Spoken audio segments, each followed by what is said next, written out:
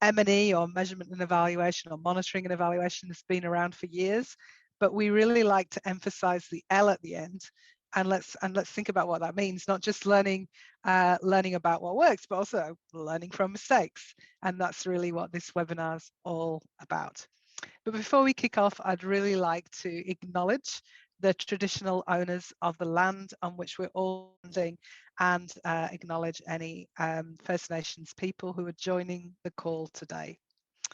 Okay, so I would love to introduce the panelists today. So we have Samiha, or Sam, if it's okay for me to call you Sam. I've got used to calling you Sam, Samiha Barkat, and Leanne Molony.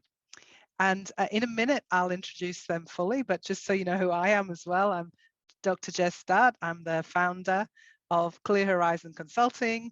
And if you don't know about us, we're nerdy evaluators. Our company specializes in how you evaluate things, systems change approaches and programs. And we are a reasonably large evaluation company. We specialize in this in the Asia Pacific. So that's about us. So some quick housekeeping before we dive in. For those of you who've never been to this webinar, it's a webinar setup rather than the traditional Zoom setup. So it might look a little bit different than you're used to seeing it. It helps with the recording at the end so you can see the speakers. But the way it works is that you have a few ways of interacting with us.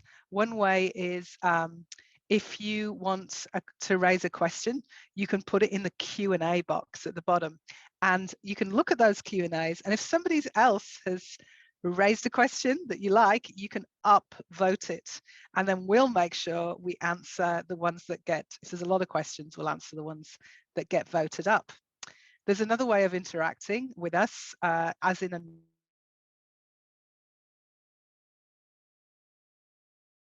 thing that you're enjoying, feel free to add comments all the way through in the chat function.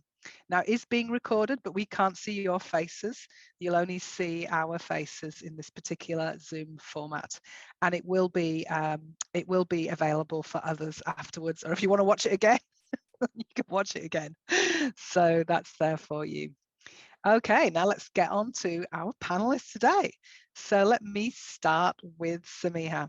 So Samiha was actually part of the Clear Horizon family for quite a few years, and she's now doing some amazing work as the group manager at Launch Housing.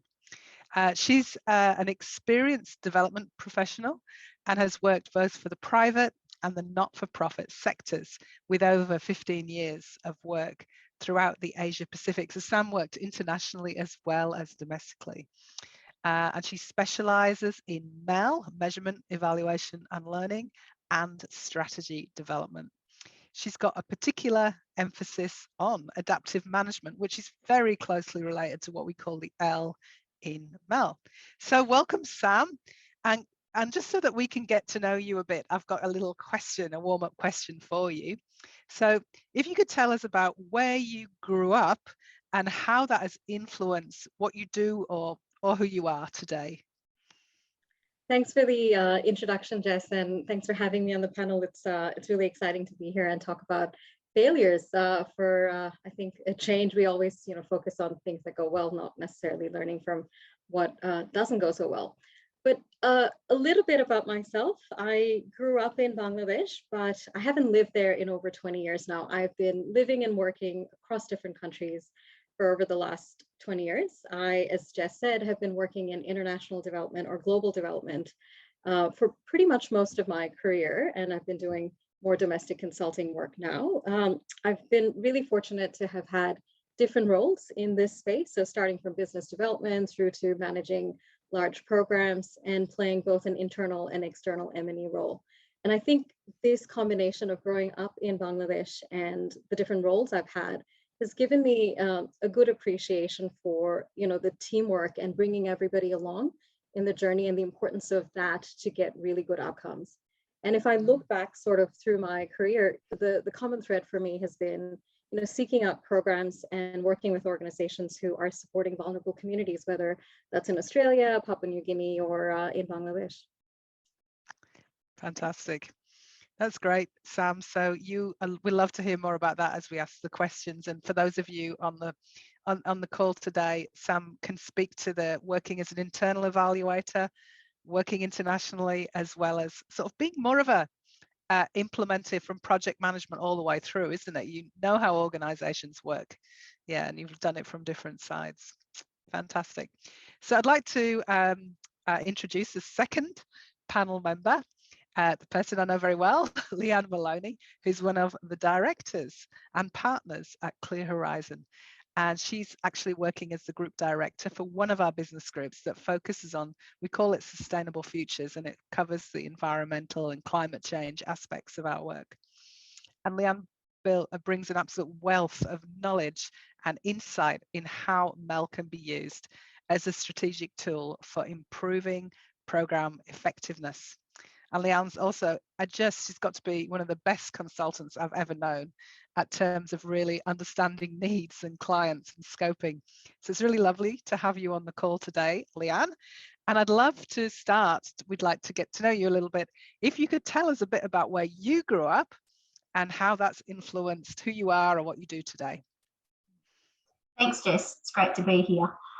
Yeah, I grew up in a national park, actually, on the east coast of New South Wales, and it's a dark and young country. I'm actually calling in from there today. I've actually returned here after 33 years away, and I guess the way it's influenced me, and it was a really good question to make me think about that, is I studied natural resource management at the University of New England as a result of I think of growing up in that natural setting.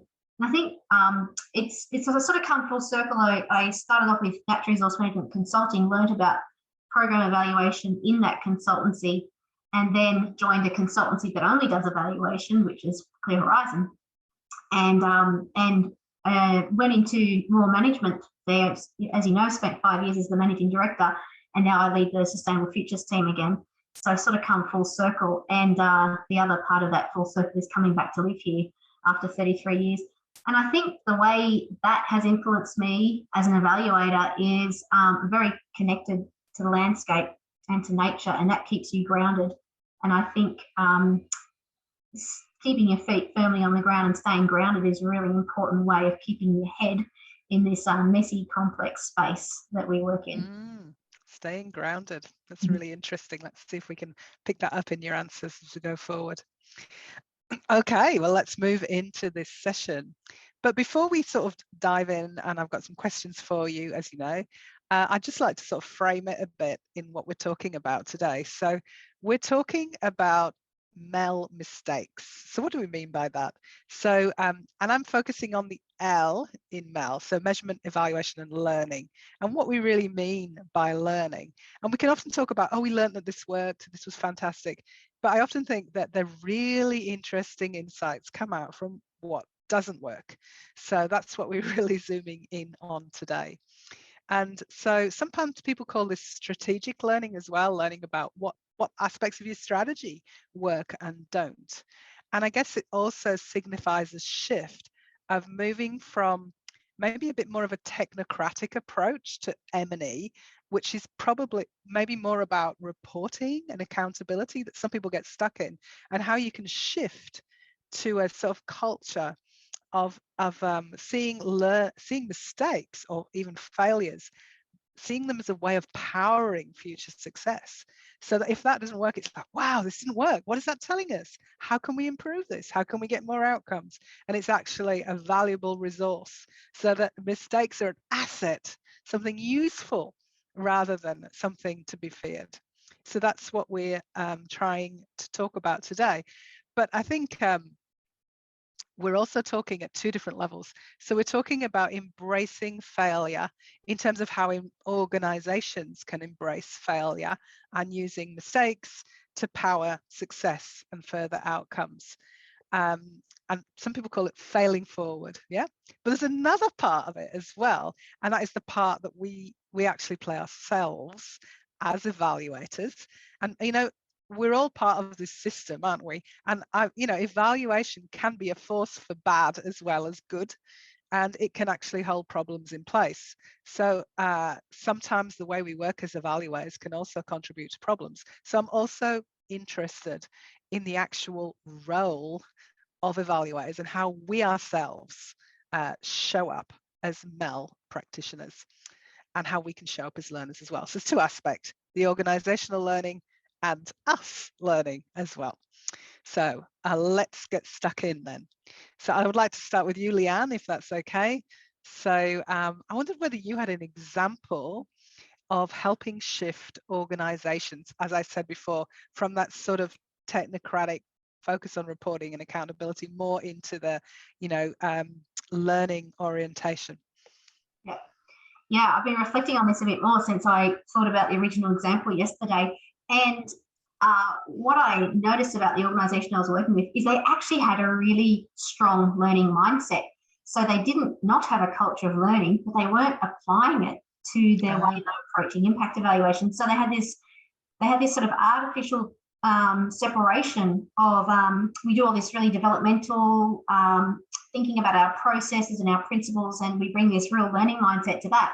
And then there's traditional impact evaluation, but they're trying to work in a systems change context. So they hadn't appreciated the role of strategic learning in helping them be more impactful in the types of initiatives they were working in. So they had this great culture, they weren't leveraging it in the right way, into the right place in terms of evaluation. There's this really weird disconnect.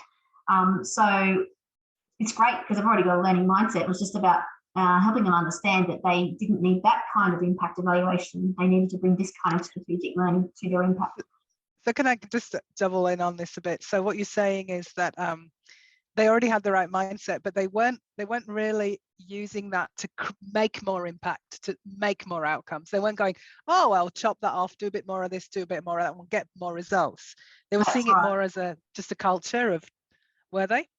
Yeah, they were locked into more traditional approaches to impact evaluation that suit initiatives where cause and effects really weren't understood, and where they were working was not like that. It was a really messy, complex, dynamic space. So they hadn't taken that thinking into. They needed to unlearn some of the impact evaluation work that they'd done previously that was really appropriate for that kind of work, but not for this kind of work. So the sort of impact evaluation, more quantitative, that's suited for settled programs, wasn't so suited to taking a sort of adaptive, what Sam would probably call adaptive management approach, where you try something and drop things and take the next thing up. Because your programs change a lot when you do that, don't they? Your work evolves quite fast. So if you lock in an early design to do a rigorous evaluation on, you're sort of stuck, aren't you? Yeah, fantastic. And what about, Leanne, things, have you seen an example, or do you want to use the same one, of what doesn't work?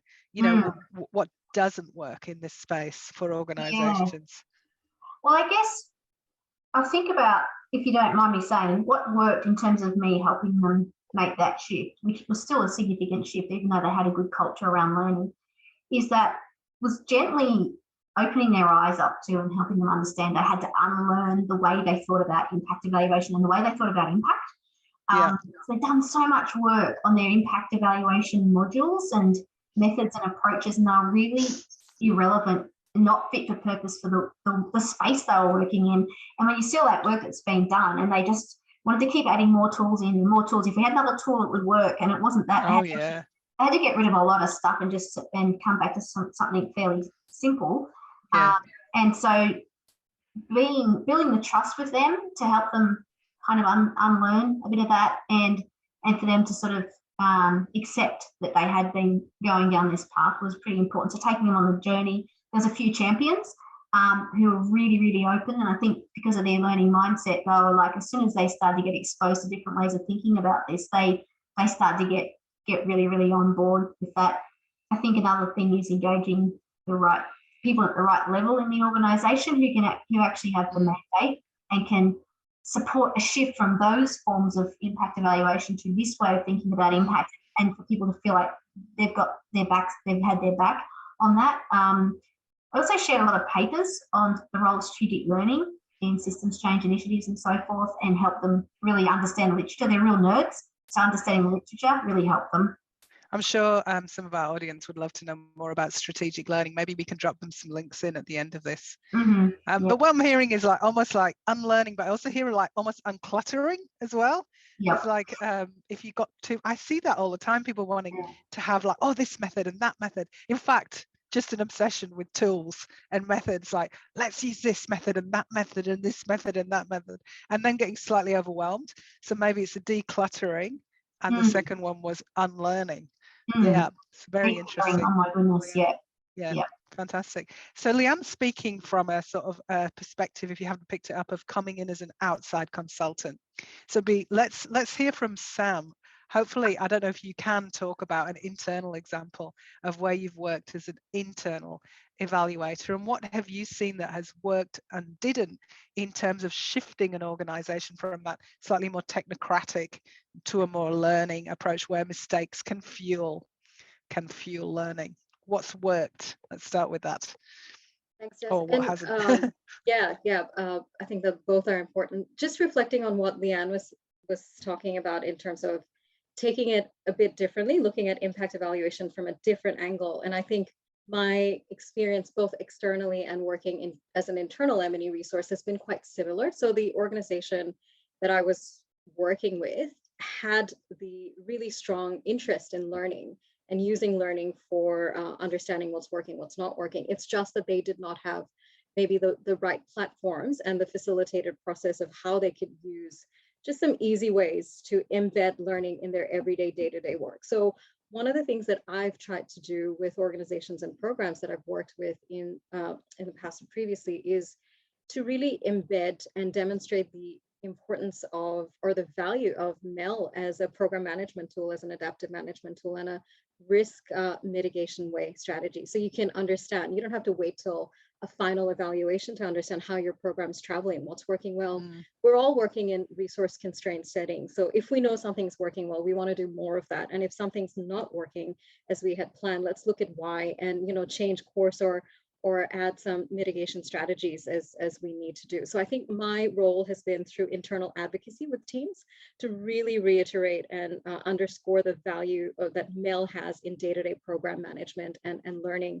For me, this learning and adapting and making decisions as we're identifying things, that's how you can really be accountable, I think, to not just your funders, but also to the program beneficiaries, because we want to get the best outcomes for our program beneficiaries. So I think that works in that context, has worked well. So you're both talking about the role of MEL in fueling more outcomes, like making more outcomes, not just reporting or tweaking, but let's create more outcomes. Let's make this thing work. Is that right? Yeah, let's make it work. And some times people don't feel confident to make changes, do they? Or authorized, maybe that's the word. How do you deal with that? Yeah, so in this particular organization that I was working with, the work was to sort of update an existing MEL framework for the organizational level. And as Leanne said, it was important to get buy-in from, the very outset, from the senior leadership and the board of the organization, that was the way that the company, the organization wanted to work, that learning was going to be an important part moving forward. And that there was that appetite of learning from failures or a bit of that risk taken. And I believe one of the things I've seen come up through this COVID period is that people have a bit more appetite to take risks, to try things that we don't always necessarily have all the information, but to learn as we go. So we were developing the MEL framework, having consultations with team members across the organization.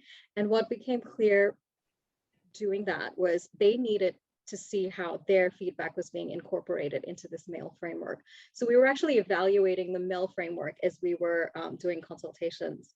So having senior leadership and buy-in, and them reiterating and communicating that throughout the organization that, yes, we're going to celebrate the wins, but we're also going to understand what's not working and use that for our advocacy with the government and for new bids and proposals that we're writing. So I think that worked really well. And so they began to see those things that weren't working as an asset, like things that aren't working, areas where we're not getting results, as an asset almost. It's like a knowledge asset. Okay. That's right. And how about things that didn't work? Yeah, what we realized through those consultations were that we were not going to be able to, make all the changes at once. So the learning aspect was a strong one, where we started putting in quarterly learning and reflection sessions, and that was a hit. It was an easy thing to do, built on existing platforms. The organization had communities of practice that we were, making use of and leveraging, and that worked really well. What we realized wouldn't work is some of the other changes that were being, I guess, picked up by the mill. And this is some of more technical things like, how the data was going to be collected, the methods and all that stuff. So as we were getting buy-in through these quarterly learning and reflection sessions, we were finding the right champions, and then we would slowly have the different changes being phased out. So not try to do everything at once. It would not work. Yeah. That's a really good lesson, not trying to do everything at once. Is don't try and boil the ocean, as they say. Yeah. Try and step it out so that people don't feel overwhelmed. Okay. So thank you so much, Sam and Leanne, for that. That was the organizational part. I remember I was going to talk about us as well. So I'd like to sort of pivot now to talking about your experience, and I'll come back to you, Leanne, to think about what some of the biggest mistakes, if you're willing to share, and learnings that you've had while being a male practitioner. Thanks, Jess. I think these need to be described in the context of where I primarily work, which is definitely being commissioned by government agencies to deliver evaluations or to design monitoring evaluation frameworks. And I think the nature of that context is such that it expects, because it's taxpayers' money, and there's an expectation from taxpayers reasonably for accountability and for results rather than lessons, what's being learned and thinking about that. So I think one of the mistakes that facilitates is this desire to have a fairly tight, wrapped up in a bow sort of monitoring evaluation framework or plan, which doesn't necessarily lend itself to being as adaptive as it could be to what emerges, and taking, so it's sort of the learning aspect gets dishonoured in a way over the accountability aspect, and that's just part of the context. But I am also seeing, hearteningly, some examples really recently, including a phone call that you and I were on yesterday with a federal government agency, where previously what we've heard is this stuff's locked in, this stuff's locked in, this stuff's locked in, and we're going to work around the edges. And they're like, this stuff isn't locked in. Now's our opportunity to really rethink this.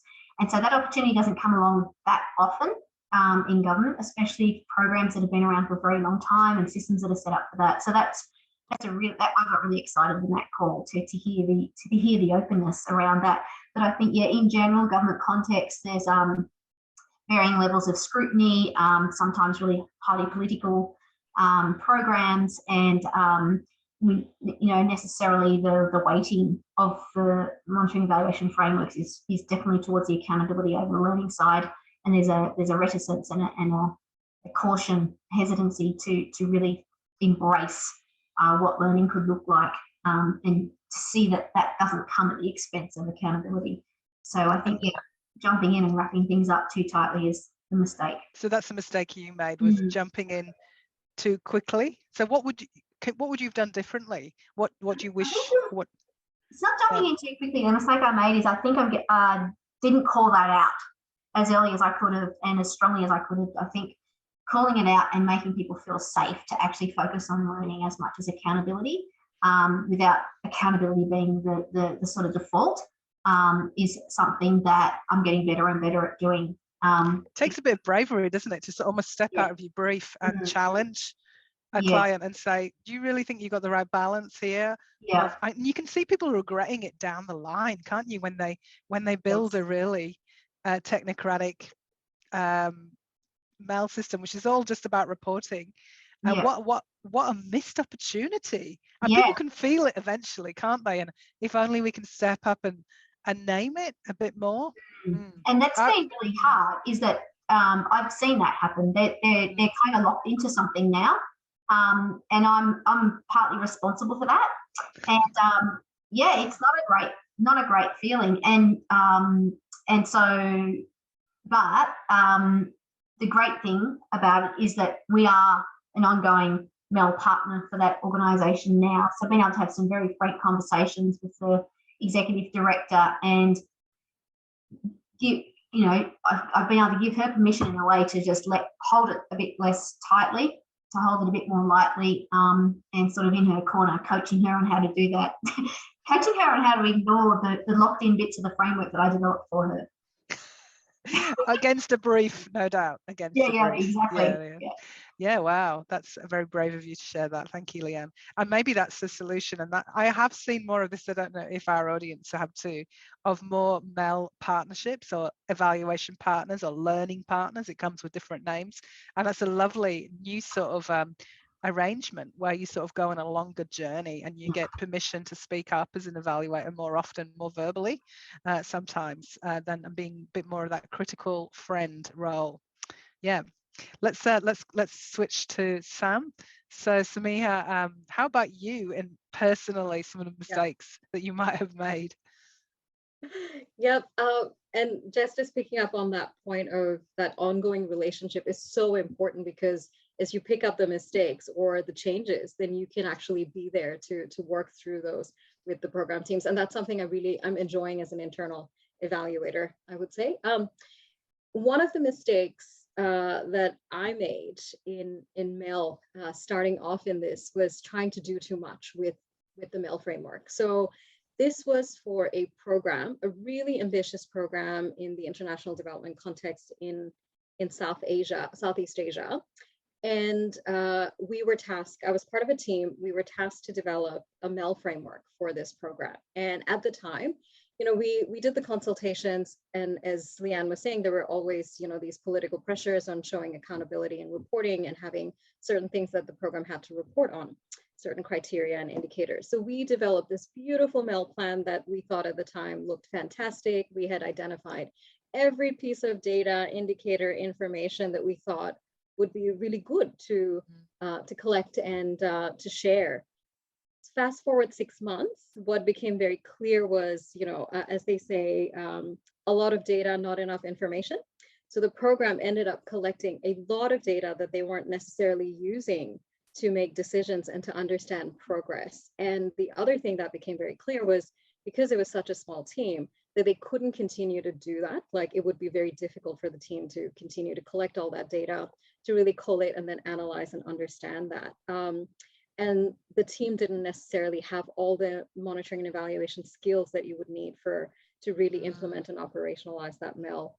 So that was a thing that I think about now, and I think a lesson that stayed with me is always think about the resourcing available on a program and an organization when you're creating a MEL plan.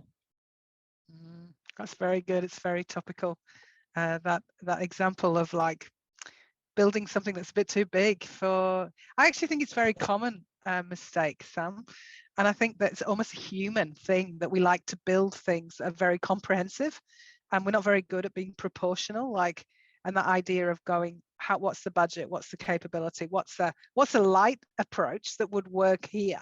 It's very hard to get to that straight away, isn't it? In fact, often you build a bigger one and you whittle away at it, don't you? You get rid of the bits you don't want, and eventually you get to something they do. But if only we could go straight to the one that was the right size for the group. Yeah, that's very good. And I feel like I should join in and do a confession, seeing as we're doing confessions, and only briefly because I want it to be about you guys. But the one that I was thinking about is when I started doing developmental evaluation, which for those of you who don't know what that is, it's when you work in the really early stages of design, and you feed it often, you help build the design. I started doing, a bit like you, Sam, big evaluation plans, specify everything, the logic, the evaluation questions, the indicators. And then the project, and then it changed, and then I had to redo the plan, and then it changed again, and I had to redo the plan, and then it changed again, and I had to redo the plan.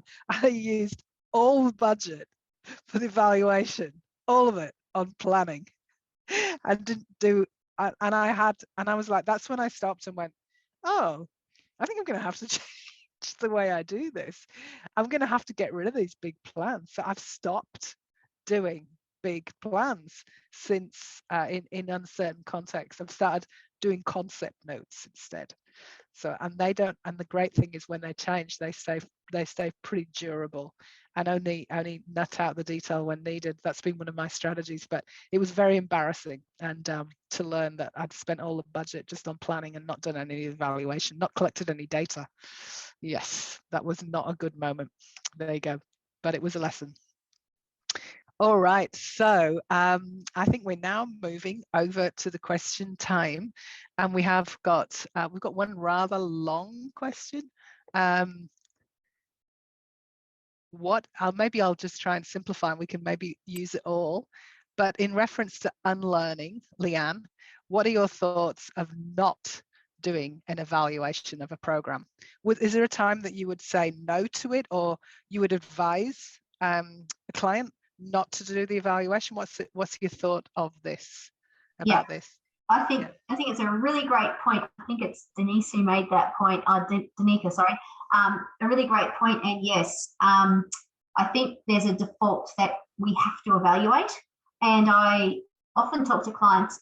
I make a distinction between the big E and the little e, and the big E being, an evaluation, formal evaluation in some respects that's planned out and data collected report and that, and the little e, which is actually sitting down and making sense of what you know about how things are going, using some of the data you've already collected, more of that sense making of measurement data, just even reflection, sitting down with a really good set of questions that you want to answer and actually having a reflective session on that.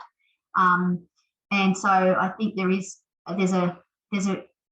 huge amount of scope for bringing really good evaluative thinking to the work you're doing without doing an evaluation. So yeah, from an evaluation study, which is external scrutiny, to use, but you're still using evaluative thinking.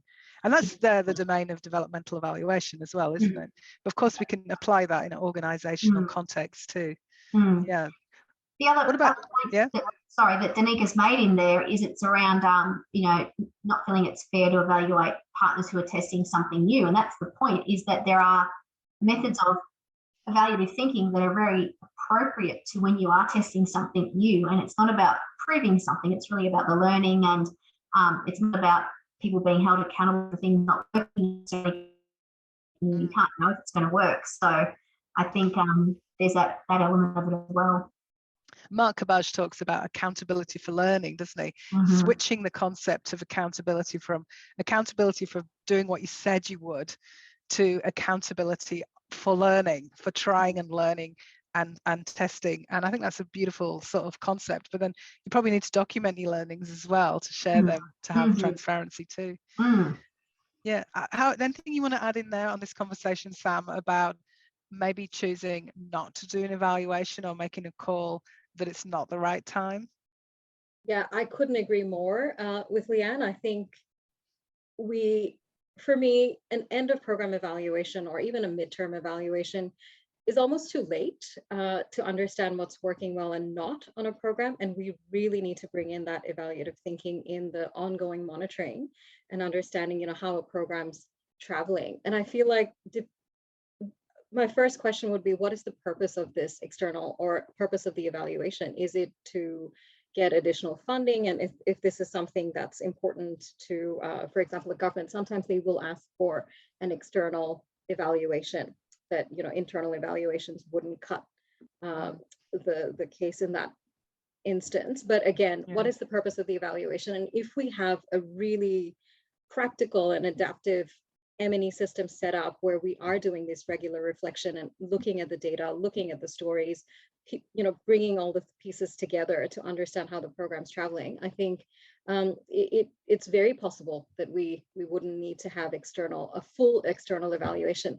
It might be that we bring in an external consultant to do a bit of that sense check with program teams. Like we're starting to do at Launch Housing, starting to do more co-evaluations, like co-deliver evaluations with internal and external parties. And I think that works really well as well, where you're bringing in that independent eye, but you've got the really strong context from the programs as well.